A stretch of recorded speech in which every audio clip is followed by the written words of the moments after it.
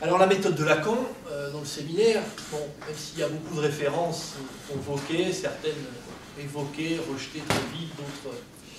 Le fait que la méthode de Lacan, c'est pas de faire de l'auteur-stop, c'est, comme il dira, je ne sais plus dans quel séminaire, on ne fait pas de l'auteur-stop, comme pratiquement un peu de méthode universitaire, vous balayez toutes les références avant vous, même si Lacan fait ça aussi. Sa méthode, c'est la clé. Il propose une clé qui va ouvrir des portes et qui permet, à partir de là, de venir donner une autre intelligibilité à la clinique, à la théorie. Alors une clé, moi que je trouve tout à fait remarquable, qui est un apologue, une petite histoire, comme Lacan en fait de temps en temps, souvent même d'ailleurs, pour venir illustrer quelque chose avec l'allure d'un mythe. Vous savez que le mythe, c'est, comme il dit, la forme épique, forme un peu lyrique à la structure d'un bout de réel. Et cet apologue, il est venu l'année d'avant, d'ailleurs. C'est un séminaire sur l'identification que Lacan invente. C'est cette petite histoire qui convoque un animal fascinant, qui est la menthe religieuse. Fascinant, parce que vous savez qu'il y a quelque chose de son comportement vis-à-vis du mal qui se joue entre, j'allais dire, rapport sexuel, pour une menthe religieuse, on va dire copulation, et la mort, puisqu'il y a décapitation du mal après. Le fantasme un peu de la céphalisation de la femelle. Eh bien, l'image que prend Lacan, c'est au fond un sujet, je crois qu'il se met même à la place, qui est enfermé dans une enceinte avec une menthe religieuse qui surgit. Ce sujet-là est revêtu d'une dépouille, d'un costume de mâle. Le mâle de la menthe religieuse, enfermé dans l'arène avec une menthe religieuse. Et évidemment, donc, le sujet voit son image de mâle reflétée dans l'œil. Vous savez, les particularités. Lacan est toujours extrêmement précis et d'ailleurs passionnant sur la question de l'éthologie. C'est une connaissance phénoménale sur la vie des animaux, hein, les particularités. Et donc là, évidemment, la question du regard chez la femelle, qui est cette espèce d'œil qui n'en est pas un, qui est une multitude de facettes, dont on ne sait pas d'où ça regarde, et c'est que du blanc, enfin... Donc le sujet mâle le voit, voilà, se voit dans l'œil à facettes de la femelle. Par ce miroir sans regard, donc le sujet ne voit pas comment la femelle le voit. Il y a quelque chose d'invisible dans ce regard sur comment me regarde-t-elle. Par conséquent, il y a un point d'indétermination. Qu'est-ce qu'elle va lui faire? Et bien voilà, l'angoisse illustrée pour Lacan, dans sa racine, c'est bien là que s'appréhende d'une façon pure le désir de l'autre, comme tel, générateur d'angoisse, à la condition, d'ailleurs stricte, disent-ils, que le sujet méconnaisse ses insignes. Je ne sais pas ce que je suis comme objet pour l'autre. Le sujet ne sait pas quel objet il est pour ce désir. Voilà. Ah, ça va très vite, 20 minutes. Donc, d'un même mouvement, accélérer, passer du côté de l'acting. D'un même mouvement, alors, dans ce séminaire, Lacan fait avancer pour avoir ça plusieurs points, là aussi plusieurs tresses. Et qu'il laisse tomber quelques points, qu'il reprend au chapitre d'avant, et les choses avancent. Comme ça, il est toujours un peu dérouté par l'idée de pourquoi ces anecdotes de travers et ce truc, et on se rend compte que les choses reviennent toujours après d'une manière très subtile. Donc Lacan révise plusieurs points. La théorie du désir. Il y a des critiques très fortes de Hegel, qui croit que le désir, c'est uniquement un désir de reconnaissance. Et qui se joue sur le plan de la violence, de l'affrontement, une conscience contre une autre, sur le plan de la dialectique du maître et de l'esclave. Reconnais-moi, et on va jusqu'à se faire la guerre, et le premier qui craque et qui a peur de mourir, c'est celui qui devient l'esclave. Bon. Lacan dit, mais non, il rate une chose essentielle, Hegel, c'est que le désir, ça joue surtout sur le plan de l'amour, plus que de la guerre. Vous voyez, petit point qui fait que Lacan va dire, la vérité, c'est écrit comme ça. La vérité, c'est pas la vérité de Hegel, c'est Kierkegaard qui la donne. quand même assez fort. Il vient par exemple pour le fait que Kierkegaard est un des très rares philosophes à avoir parlé de ces petites choses qui sont la question de l'amour. Pas l'amour de Dieu, les philosophes sont taritables, mais l'amour concret, la question du désir sexuel, ce qui n'est pas vraiment une question essentiellement hegelienne. Pour Lacan, le désir est inconscient, pas pour Hegel. L'objet A, voilà pourquoi est-ce qu'on ne le voit pas, je le dis comme ça. L'objet du désir, je le dis rapidement, c'est pas très juste, Lacan appelle ça le cauchemar des philosophes. Et bien au fond, c'est que cet objet A, c'est qu'il n'est pas, voilà la révolution par rapport à ce qui avait été dit avant, c'est qu'il n'est pas devant le sujet, Gegenstand, en allemand, chez Kant, l'objet de la connaissance. Posé devant moi, je le regarde, je l'examine, il est derrière. Il n'est pas devant le désir, il est derrière. Donc il y a quelque chose à distinguer de l'objet du désir, qui sont tous les désirs, métonymiquement, etc. Mais ce qui cause cette orientation d'un sujet vers ce désir, puis celui-là, etc., c'est celui qui est en arrière. Et cet objet, Lacan dit avec humour, là, il change de ton parfois, ça effectivement, à entendre, ça va sûrement être très formidable, il dit avec humour, on peut dire que l'objet A est ce qu'on n'a plus. L'objet A, c'est ce qu'on n'a plus. L'angoisse nous introduit à la fonction du manque. Donc de la castration. Et pour cela, Lacan, évidemment, amène un concept essentiel au séminaire, la coupure.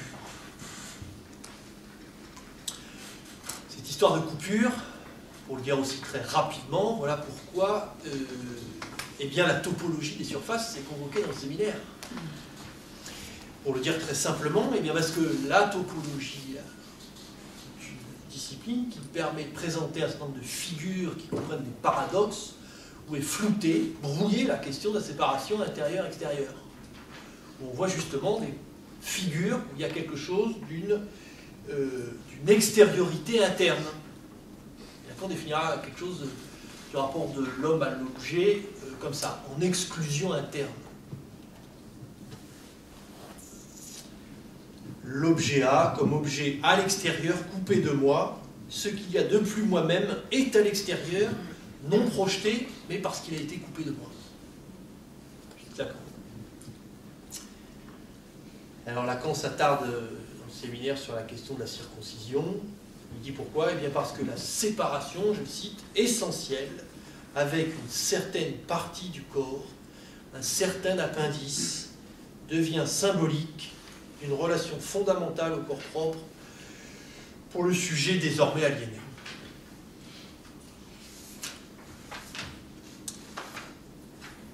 Donc, ceci l'amène à reprendre la théorie de la castration. L'angoisse est un signal, il veut dire, dans le moi d'un danger interne. Là, moins la pulsion, comme chez Freud, que le désir, comme il dit, qui concerne mon être en tant qu'il sollicite ma perte.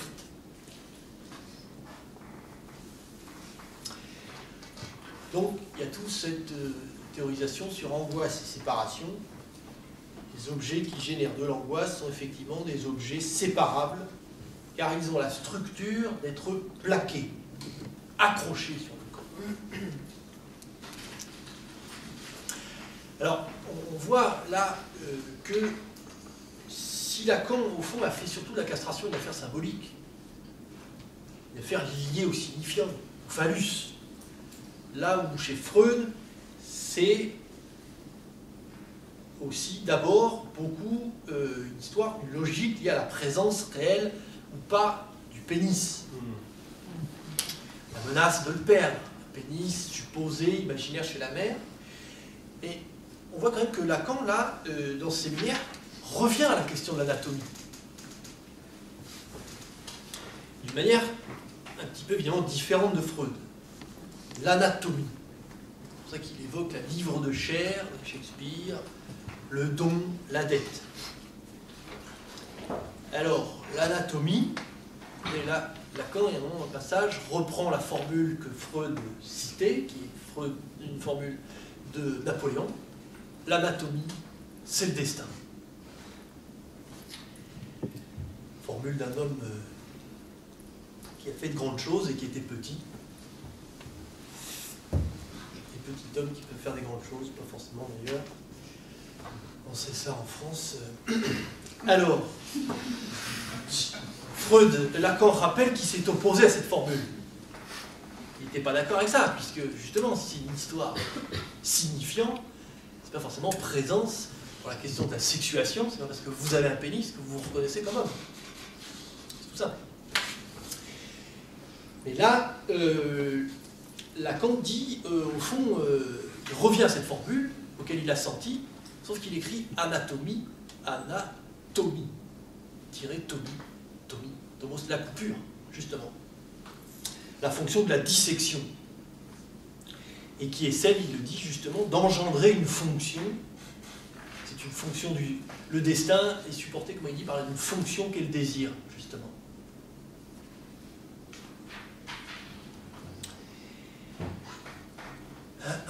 Cinq minutes. Quelle angoisse pratique. Et donc, jeu de mots de Lacan, une sépartition.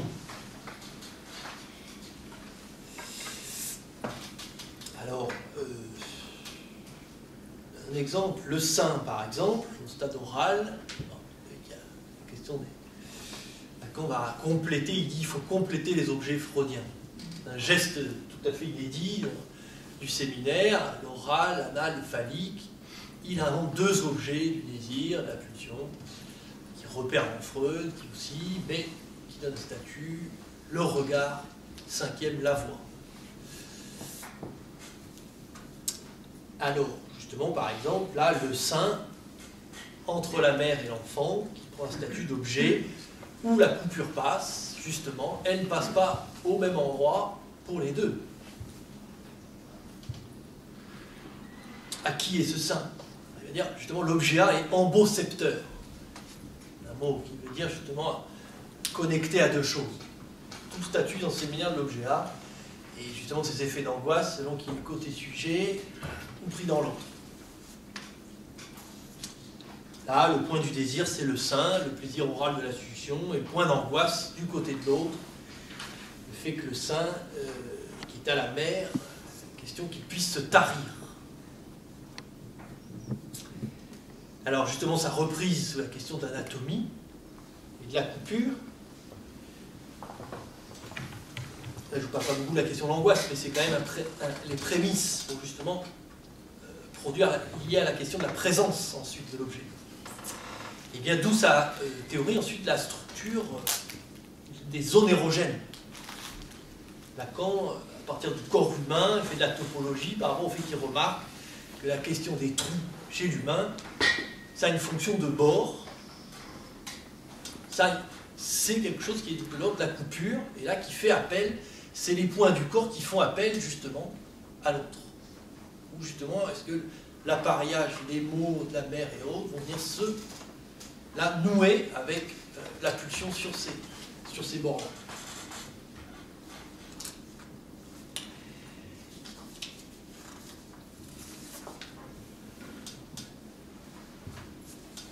Un dernier point, peut-être... ouais, qu'est-ce que j'avais prévu beaucoup de choses, mais bon.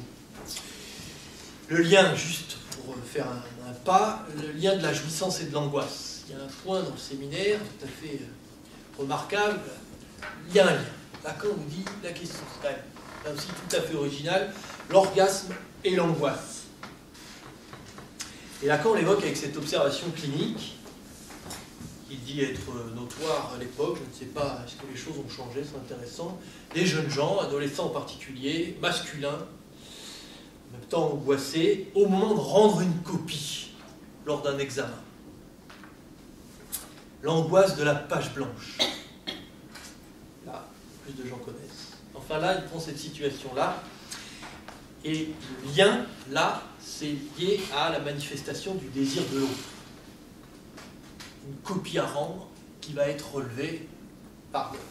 Qu'est-ce que vous déposez là-dessus? Qu'est-ce que vous lâchez sur une Là, Lacan montre que l'angoisse, ça a un rapport au temps. Vous l'avez dit, je reprends ce mot, la question de l'attente. La phénoménologie de l'angoisse, ça a un rapport à l'attente. On attend, la salle d'attente, par exemple, hein, chez l'analyste, pas forcément chez l'analyste, et on ne sait pas ce que fait l'autre, ce qu'on est en attendant le surgissement de l'autre. C'est un mot qu'il y a chez Lacan. Le surgissement, c'est une manifestation temporelle du réel, d'ailleurs.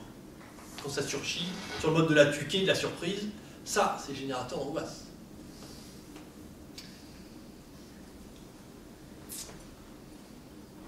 Imminent, Lacan dit, c'est le terme que Lacan emploie pour montrer ce qui se joue dans le point d'angoisse.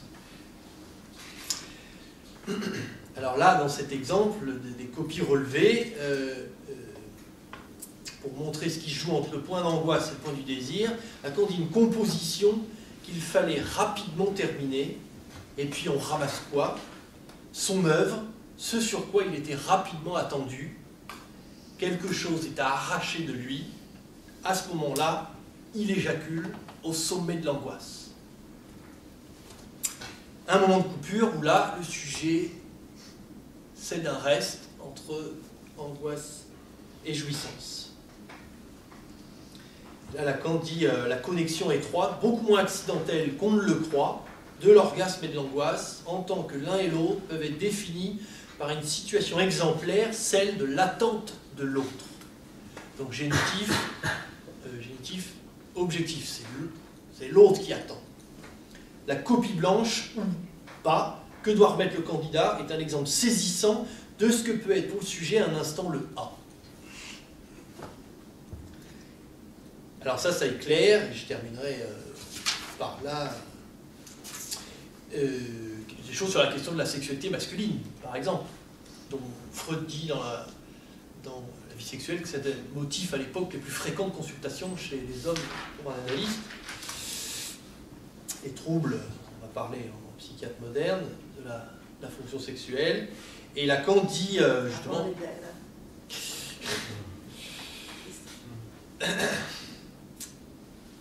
Lacan dit page 211, c'est tentant justement pour illustrer quelque chose là, ce qui peut angoisser de façon éminente, cette fois un homme dans son lien à une femme, et une considération extrêmement qui fait avancer la question du rapport de l'homme et de la femme. Hein. Lacan dit c'est tentant qu'elle veut jouir de moi, qu'elle veut ma jouissance, qu'elle m'angoisse.